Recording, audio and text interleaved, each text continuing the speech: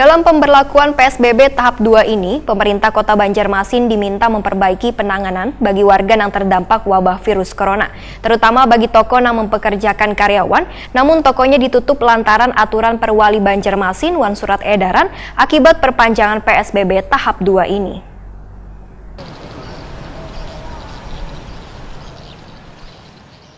Dalam pemberlakuan PSBB tahap 2 ini, pemerintah Kota Banjarmasin diminta memperbaiki penanganan bagi warga yang terdampak wabah virus corona, terutama bagi toko yang mempekerjakan karyawan, namun tokonya ditutup lantaran aturan Perwali Banjarmasin wan surat edaran akibat perpanjangan PSBB lantaran kada menjual bahan pokok. Pemerintah Kota Banjarmasin pun diminta harus bertanggung jawab untuk memberikan penghidupan pada karyawan tersebut. Demikian dipadahkan Ketua Komisi 2 DPD Banjarmasin Faisal Haryadi Takuni Prima TV Kamarian Senin 11 Mei 2020. Politisi Partai Amanat Nasional ini pun meminta pemerintah kota untuk memikirkan dan mencari solusi terbaik bagi karyawan yang terpaksa menganggur tersebut agar mereka bisa menghidupi keluarga untuk makan sehari-hari. Semestinya PSBB ini, ujar Faisal Haryadi, bukannya melarang tapi mengatur standar oleh pelaku ekonomi di Kota Seribu Sungai ini, yaitu meminta pedagang menyiapkan wadah membasuh tangan, wajib menggunakan masker bila masuk ke wilayah pasar, menjaga jarak. Apalagi Banjarmasin ini adalah kota perdagangan wan jasa atau 90% warga nang badiam di Banjarmasin pelaku perdagangan wan karyawan-karyawan di sektor perdagangan wan jasa. Sehingga bila perdagangan di stop maka jasa pun ikut terhenti. Maka karyawan tersebut terancam akan kada mendapatkan penghasilan wan terancam kelaparan. Oleh karena itu, Faisal Haryadi meminta pemerintah kota untuk mencarikan solusi mengatasi beban pengangguran dadakan lantaran dampak melalui penerapan PSBB ini. Faisal Haryadi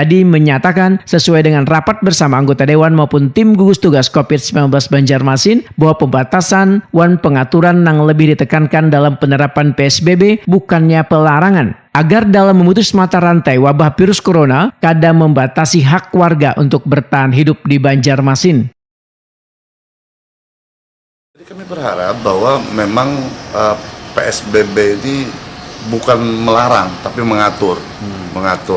Jadi katakanlah ada standar yang harus dilaksanakan oleh pelaku ekonomi, seperti yang sekarang ini di bank-bank ada cuci tangan, kemudian wajib pakai masker bila masuk, kemudian ada social distancing.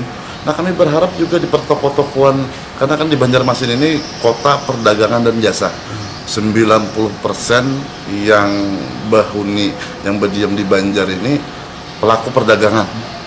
Ya, kalau kemudian karyawan-karyawan yang di sektor perdagangan dan jasa. Bila ini di stop, mereka otomatis juga akan stop. Mereka akan berhenti mendapatkan penghasilan dan terancam untuk kelaparan. Faisal Haryadi pun berharap unsur pimpinan di DPRD Banjarmasin kembali duduk bersama dengan tim gugus tugas COVID-19 Banjarmasin untuk mencarikan solusi dampak dari kelanjutan PSBB ini.